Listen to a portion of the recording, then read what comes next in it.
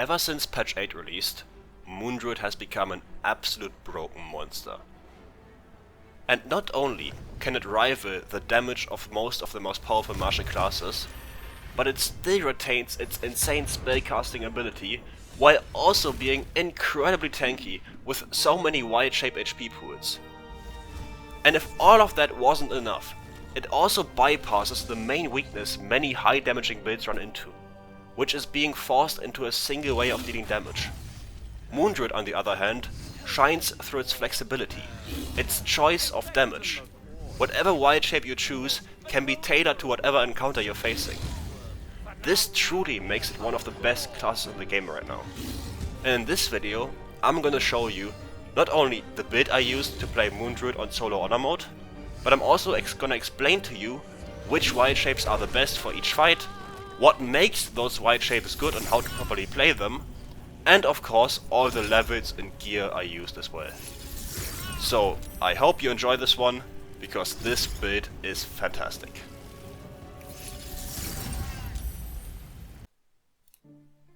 Alright, before we begin, just to give you a quick idea of this video structure, we're gonna start with the levels and spells that we choose.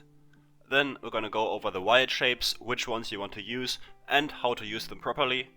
And then finally I'm gonna talk about all the gear you might want to use, but to be honest there isn't a whole lot of gear on the Moondruid, since it's mostly carried by the Wildshapes themselves. So, let's get right into it.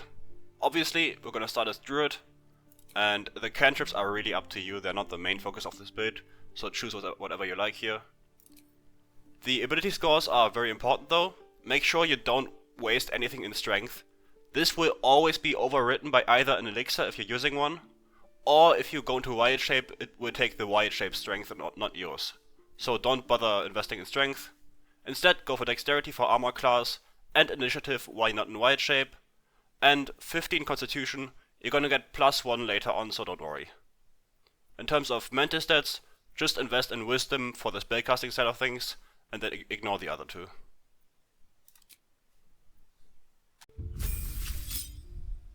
Alright, at level 2 we of course get our subclass, and just quick clarification, I'm gonna talk about the Wildshapes as I said in a separate segment, so I'm not gonna mention them right now. Instead I'm just gonna talk about the spells who are leveling up, and then the Wildshapes will be a separate thing. In terms of spells, you want Longstrider, Enhanced Sleep, because both of these, if casted beforehand, will transfer into Wildshape.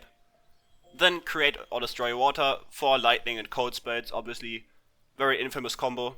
Thunderwave for gravity kills, and then any placeholder spell, since the other spells are needed for later spells. Now at level 3, you're gonna get the level 2 spells. The only ones you really should care about are Spike Growth, Hold Person, and Moonbeam. Of course, each one of these can have their great use case in a certain situation, but these are just fantastic all-rounder spells. Spike Growth specifically is after patch 8 very broken, since the extra damage from Tavern Brawler applies to this, meaning if you have a strength modifier of +5 from the Hill Giant Elixir, this is gonna deal 2d4 +5 damage each time someone takes damage from it. So just a fantastic spell, especially in the early game with those low HP goblins. Then of course Moonbeam, also extremely damaging, especially since it's for 10 turns and can be recasted on each turn. So just insane spell slot to damage ratio. And then lastly we have Hold Person, which of course if you cast it beforehand and then turn into any Wildshape, you still get the effect of the guaranteed critical on a paralyzed creature, meaning this is just a fantastic spell to have, especially if you have a high HP single target, like for example any of the goblin bosses, or even later enemies. This spell doesn't fall off. In terms of other use cases, protection from poison, of course, if you fight someone like Ethel or Balthazar, use this as a pre-buff, and then the other two do have their niche use cases as well, so if you like using them, don't make me stop you from using them. As I said, cantrips aren't that important. However, what is important is your feat, which of course is going to be Tavern Brawler. This is the main reason why Druid is so OP after patch 8. Tavern Brawler, if you didn't know, adds your strength modifier to attack rolls and damage to any unarmed attack or throw. For us, it's important that any Wildshape attack counts as an unarmed attack, meaning if we have a Hill Giant Strength Elixir active, or later on the Cloud Giant, we're gonna get +5 on the Hill Giant and +8 on the Cloud Giant to our damage and attack roll, which is just massive. And this also, as I said, applies to spike growth and many other things that can be damaging while in Wildshape. So this is just fantastic. I really can't stress enough how much damage this does, and I'm gonna explain in the Wildshape segment how this exactly applies and which attacks benefit the most from this change after patch 8.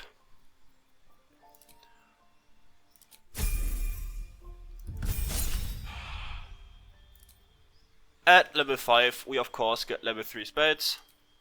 Now there are a few here that I really like.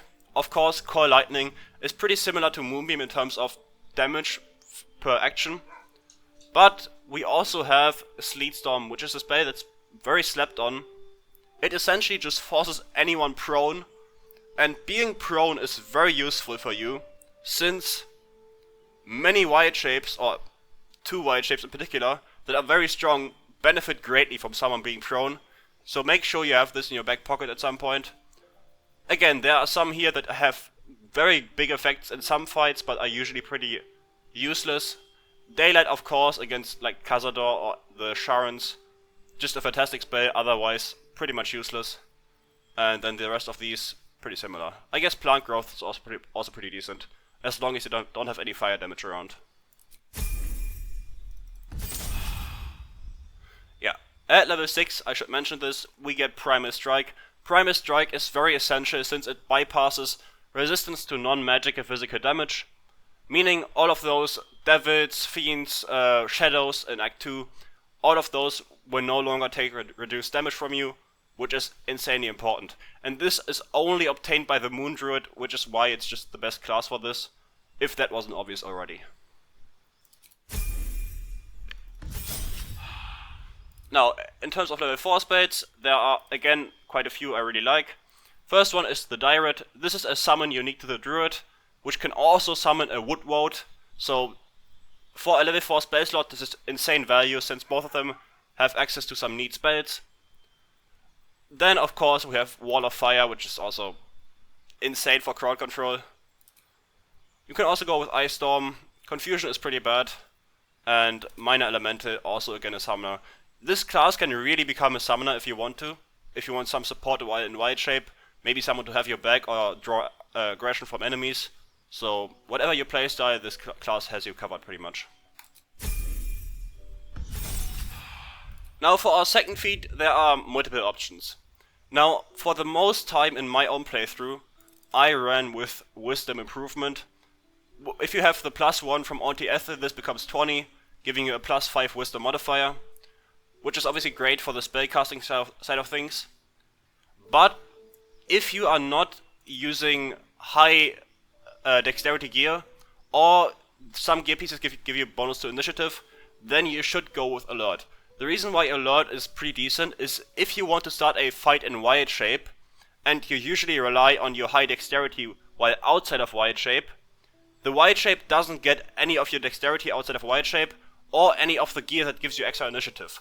So for the most time I ran the setup that I had the initiative shield, the initiative bow, and then high dex.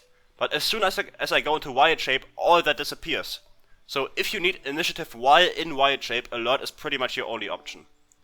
So if you like to start fights already in Wildshape, go with Alert. If you want to prep first and enter in human form and then go into Wildshape mid-fight, then just go with ability improvement for Wisdom and ignore Alert.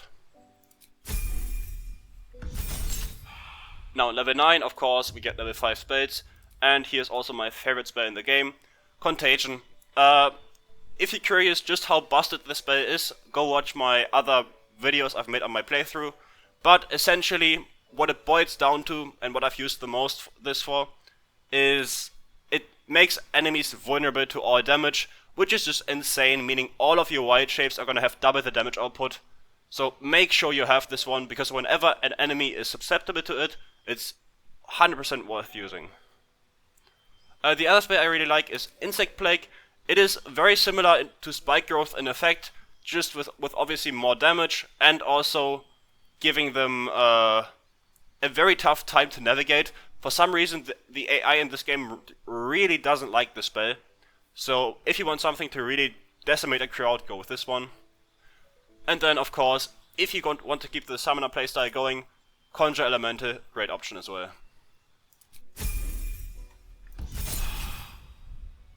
Then level 10 is going to be the last level for Druid we're going to take. And I should mention this, at level 10 we get the improved extra attack while in Wildshape. At level 5 we got the first one, which I forgot to mention. But this is very important. This is essentially the level 11 fighter feature, but we get it for only in Wildshape at level 10, which is very nice. So 3 attacks per action while in Wildshape. Then at level 11, since the Druid spells at level 6 are insanely bad, the only 2 that are even worth mentioning are these 2, which aren't worth a whole level for. We are going to go for Fighter. Now Fighter gives us 2 things. First of all, at level 11 it just gives us 1 fighting style. But more importantly, we get Action Surge. Now Action Surge is, especially on Honor Mode, extremely good. Now if you're not playing on Honor Mode, this isn't as valuable, since on non-Honor Mode rule sets, any action gains the benefits from improved extra attack. However, if you're playing on Honor Mode, only your normal action gains the benefits from improved extra attack, and any action gained by Action Surge. Meaning only these 2 actions will give you the 3 attacks per action. Any haste action or Bloodlust Elixir action won't give you. So if you're playing this on any difficulty that isn't Honor Mode, maybe even consider not going into Fighter, but if you are, I would highly recommend doing this. So yeah, that's the levels, so let's go into the wild shapes and explain which ones are the best and how to use them properly. Now in this part, all I do is talk about the different wild shapes and how you use them properly and in which cases they are the most useful. So if you do not want to be influenced by that or just want to have fun with the different wild shapes, find it out yourself, or if you have a bunch of knowledge already and already know which ones you want to go for, this part might not be for you, so you can skip ahead to the gear section using the timestamps I provided. Alright, let's talk about my favorite wild shapes. And I'm gonna go in the order you get them in, so I'm gonna start with the low level ones first, and then later the high level ones. However, one thing I should mention is, even though you get some wild shapes earlier than others, it doesn't mean the earlier ones fall off at some point. They still are very much useful later on, because each wild shape scales with Druid level. They get more hit points and slightly more damage, and of course, they also benefit from stuff like improved extra attack. So even if you get a wild shape early on, it does not mean it will at some point become bad. Having said that, you will also see that some wild shapes have slightly more hit points when I show them here, just because my Druid level is already higher, so they already benefit from this.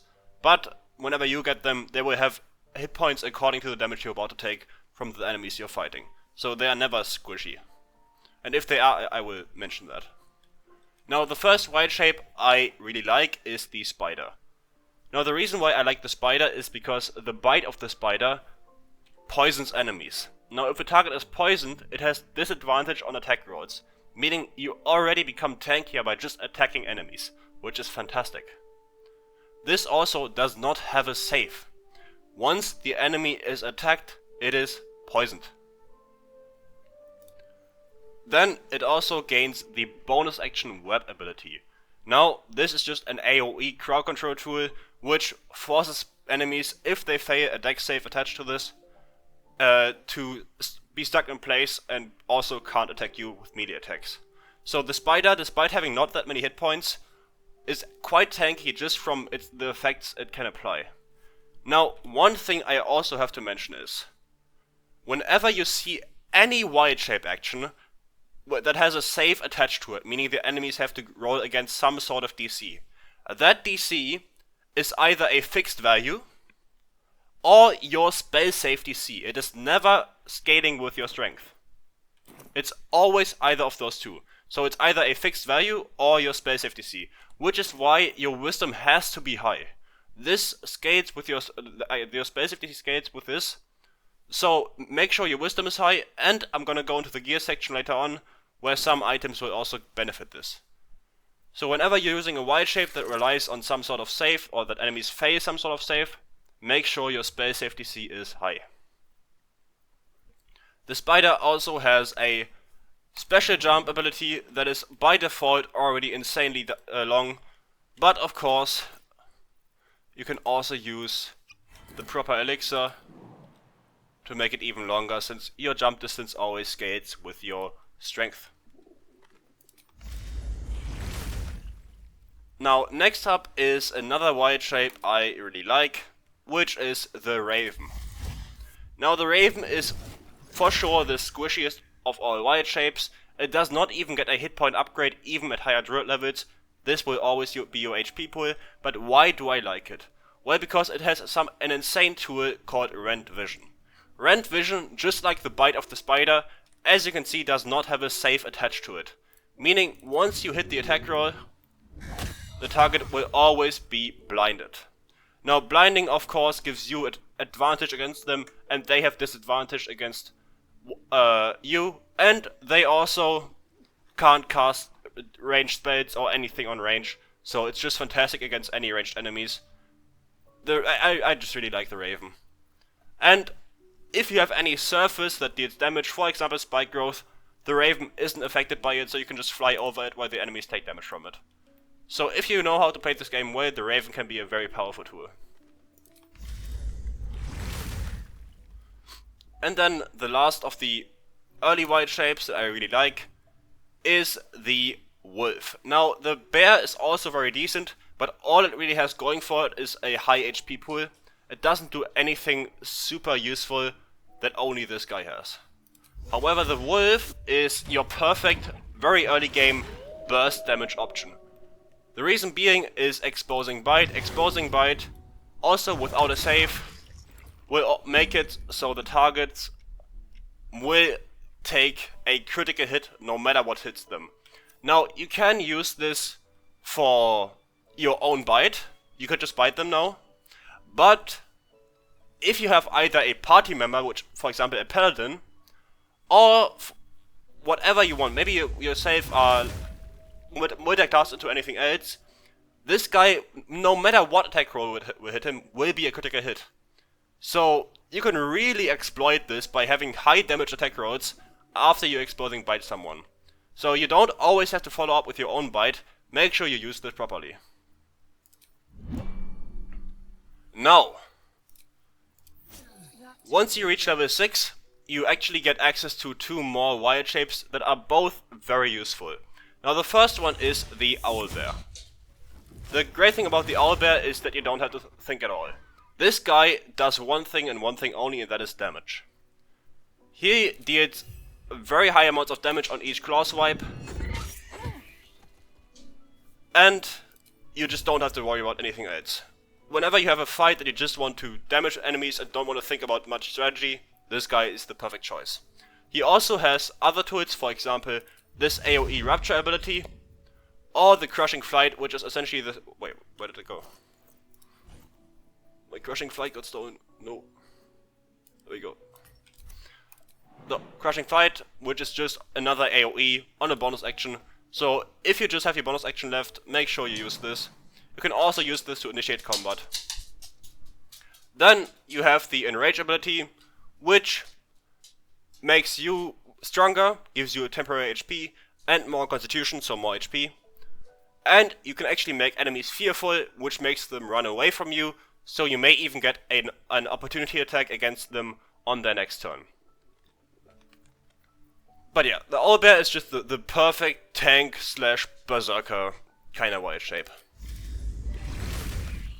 But if you are more of a assassin kind of enjoyer, I guess, the Panther is probably the best choice for you. Now the Panther can do a variety of things. First of all, it has the Prowl action, which makes it invisible forever until you do something that would break invisibility.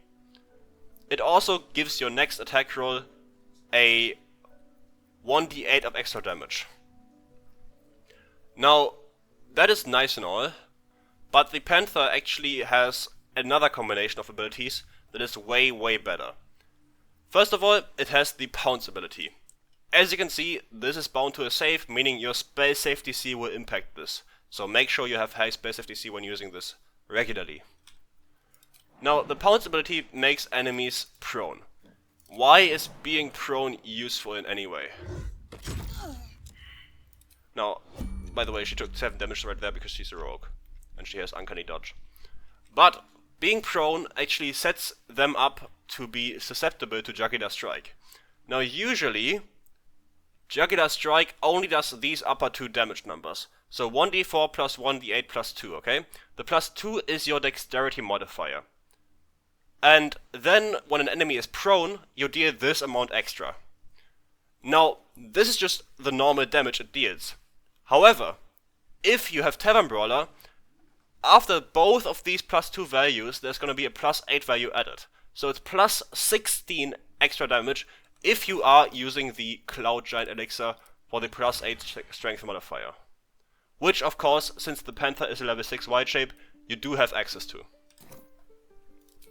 So now you have this, which, great showcase. Showing this on a rogue with Uncanny Dodge, whatever. You get the idea. This does a lot of damage. And that is why the Panther is very great for a level 6 option if you want high burst damage on a single target. Of course, if you're fighting a crowd of equally strong enemies, the Owlbear will always be better. But if you have a target that you want to set up for and do like a cool kill on, the Panther will be your better option. Now, but the Panther isn't actually the best Wildshape for Jugular Strike. There is another one. The Sabre-tooth Tiger. Now the Sabre-tooth Tiger is essentially the same. It also has Jugular Strike, with a key difference. It doesn't use the plus 2 dexterity modifier, it already uses the plus 8 strength modifier. So you have all of this damage, plus again the invisible Tavern Brawler damage, which is again plus 16. So it's just a higher damaging Jugular Strike.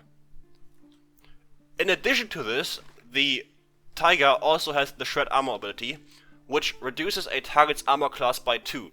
This description is wrong. So if you have a high AC target and you want your team to be able to hit it better, make sure you use this on them so they all have an easier time hitting them. Lastly, the Sabre-tooth Tiger also has a bite. Now right here you can see this seemingly doesn't have a save on the prone. That's a lie. It does. It's fixed at 14 the DC, so it's a strength save and they have to roll a 14 or higher to save, which is very bad. They most likely will roll a 14. However, if the target is paralyzed, they will always fail strength saves. So if you use this properly and have the target paralyzed, they will always fail the save and get proned, so you can then follow up with Jugular Strike. And that is almost all Wildshapes done, except for the Dinosaur. Now the Dinosaur is a bit weird. It has a bunch of abilities, and it will never be your best option, and for me this is always a sort of team player Wildshape. First of all, it has Pounce again, but this time on a bonus action, so it's great. Again, your spell save DC is this. But the main thing it has is Corrosive Spit. Now Corrosive Spit... yeah, okay, maybe don't test it on the guy that has 0 HP. Corrosive Spit does a bunch of damage, and as you can see, both of these get the Tavern Brawler applied, so it's a decently damaging ranged option. But what it actually does is it deals damage over time. So this is for me the perfect team player ability, since it also reduces the armor class, so your team has an easier time hitting them, and they take damage each time. It's just a good ability. But maybe don't test it on a guy that has like 8 HP. But this Wildshape is obtained at level 10, which is also why you obtain the elementals as Wildshape, which are just better in every single way, which is why, even though this seems very good, it's always outclassed. Alright. Now, if I say the elementals, I only ever mean 2 of them. The first one is the Water Myrmidon. This guy is pretty decent, mainly because he doesn't need extra attack to deal damage. So if you have a leftover haste action for this guy on honor mode, he can just use his explosive icicle action to deal some very decent damage, especially if the target is vulnerable by just making them wet with Create Water beforehand. He also has the Hyemel, I think it's called, strike ability, which, if you make the enemy vulnerable to both cold and piercing damage, which sounds annoying but is actually pretty easy to do, can also deal some very high damage. Not as much as the other Wildshapes, but considering this guy can also spellcast, it's a great trade-off. So this guy is just a perfect all-rounder for any situation, if you just want some variety in your kit. You can also use Healing Vapors, but this also heals your enemies, so I wouldn't really care about it too much. Yeah, this does decent damage, especially of course if your enemy is vulnerable to cold damage. And sometimes you can even crit them if you have Hold Person active or anything like that. What? Yeah, this is just a great all-rounder, but nothing that's gonna break any damage records. Oh, and before I forget, yes, there is a bug where if you have a Great Weapon Master feat and then you hold a Great Weapon before you transform into the Myrmidon while also using the Sky Self, you can get the damage buff on this, but that's a pretty blatant bug abuse, and whenever I can I try to avoid using bugs, unless they make the entire gameplay more fair or some parts of it less annoying. But if you really want to, you could use that bug, yes, before anyone comments that. Now the other Wildshape that I personally prefer, and that I also used quite a lot in my actual playthroughs, is the Earth Myrmidon.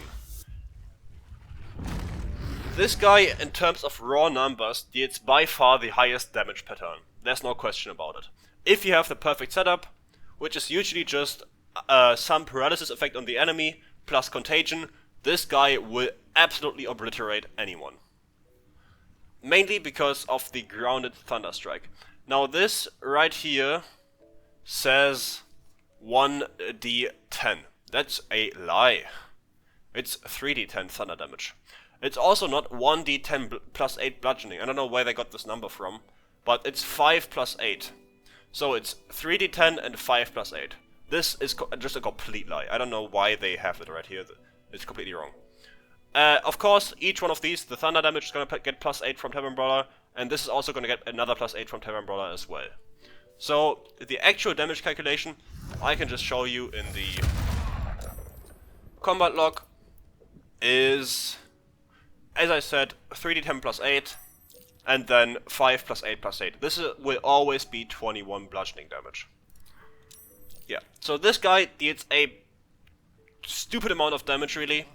And he also has the Burrow bonus action that just allows him to deal some damage on a also movement ability, which is nice to have. Lastly, he also has some extra armor class. Not to mention, every single Myrmidon has resistance to non-magical physical damage, and this guy also has immunity to poison, so he's actually on the tankier side of things. With also 20 AC while this buff is active. So this guy, if you are in Act 3 at level 10, you should always go with this guy. This is essentially your new Owlbear. I think that's the best way to put it. But yeah, that's pretty much every single Wildshape explained. Of course, if you want a completely detailed damage breakdown, you should go watch my actual playthrough of the game, because there I explain the entire damage numbers, I explain for which fight you should use which Wildshape, but I try to keep it short here just so those people who just want the basic information don't get bored. But yeah, that's it for the Wildshapes. Let's go to the gear section. Alright, since this video is already much longer than I would like it to be, I'm gonna give you just a brief overview of all the items, since Moondruid again is just carried by the Wildshapes anyway, so most items are just the cherry on top, if anything. First of all, the Act 1 items, we have the Bow of Awareness for +1 to initiative. We have Minthara's Boots of Striding, that whenever you are concentrating on something, you gain immunity to prone.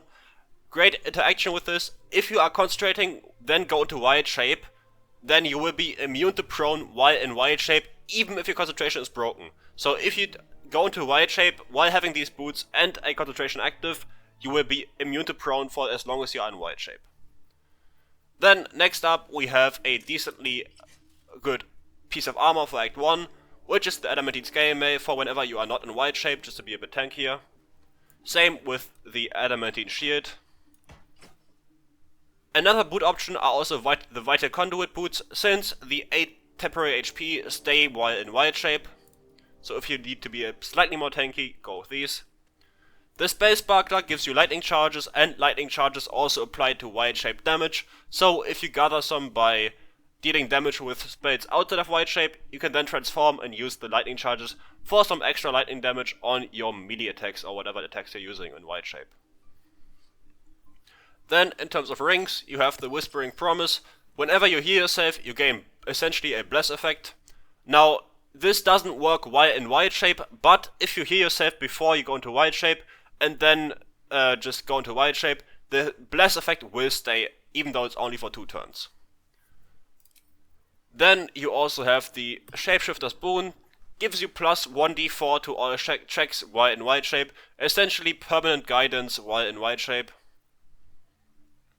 If you don't like either of these, just go with the Armor Class Ring for a bit more tankiness while outside of Wildshape. Then you also have the Gloves of Dexterity for extra initiative, and again armor class, but since this is medium armor they won't do much for you in terms of that. And the Amulet of Branding, if you want for example to kill someone with the Owlbear, you can mark them as vulnerable to bludgeoning damage, then jump on them with Crushing Flight and essentially one-shot them, or if you just need a bit more burst damage with for example the Panther, just make them weak to piercing damage, and so on and so on. Just a great early game source of vulnerability. And then lastly, if spellcasting with a Spell Sparkler is not your thing, I would go with the Blood of Lathander, because whenever you're not in Wildshape, this is just helpful against all of the undead in Act 2. Next, we have our Act 2 items. Here actually some of them are quite important. First of all, just the cloak obviously. Then we have some more initiative from the shield. So if you are not using alert, I would recommend at least this setup with the bow and the shield, so you get pretty decent initiative for essentially doing nothing, of course together with the Glove of Dexterity. Then you also have the Executioner Ring and the Paralyzing Critical Amulet. This combination guarantees a paralysis effect on any humanoid in any fight, so if you are mainly in Act 3, this can be insanely OP. Using this before going into Wildshape to burst down one target is very nice to have. And then you also of course have the Anti-Paralysis Ring. This does not work while in Wildshape, but as soon as you pop out of Wildshape, no paralysis effect can affect you anymore, so you're a bit safer in that regard. Lastly, I want to include this helm as well. You can use this and just punch anything, could be an object or a summon you have, to stack Arcane Acuity. Arcane Acuity gives you more Spell Save DC. Again, Spell Save DC is the thing that affects most Wildshape actions, so if you have any setup you want to go for example a Pounce ability from the Panther, use this helmet to set up your Spell Save DC beforehand to make the attack more likely to gain whatever effect you're looking for. Then we have our Act 3 items. Now these, again, as per usual, are the best items. The first one is, of course, the Armor of Moonbasking. This is made for this subclass. You get the 22 temporary hit points while in Wildshape. These also reduce all incoming damage by 1, so a nice defense bonus there. Then you have the +2 bonus to armor class while in Wildshape, and also advantage on saving throws against spells, so another great defensive perk. This armor is a must-have on this subclass. Then you have the Band of the Mystic Scoundrel, if you want to go for a cheeky hold person or hold monster, while also using another item from Act 3, Bloodthirst or Orange Dagger, to make enemies vulnerable. You can use the Band of the Mystic Scoundrel to then cast a enchantment spell as a bonus action, essentially making them vulnerable and then making them paralyzed. Another fantastic combination. But you can also just skip this step. If they can be paralyzed by this, attack them with this with the guaranteed critical, and then paralyze them afterwards, so they are also vulnerable and paralyzed. So whatever way you're going, the end result will be devastating for your enemies.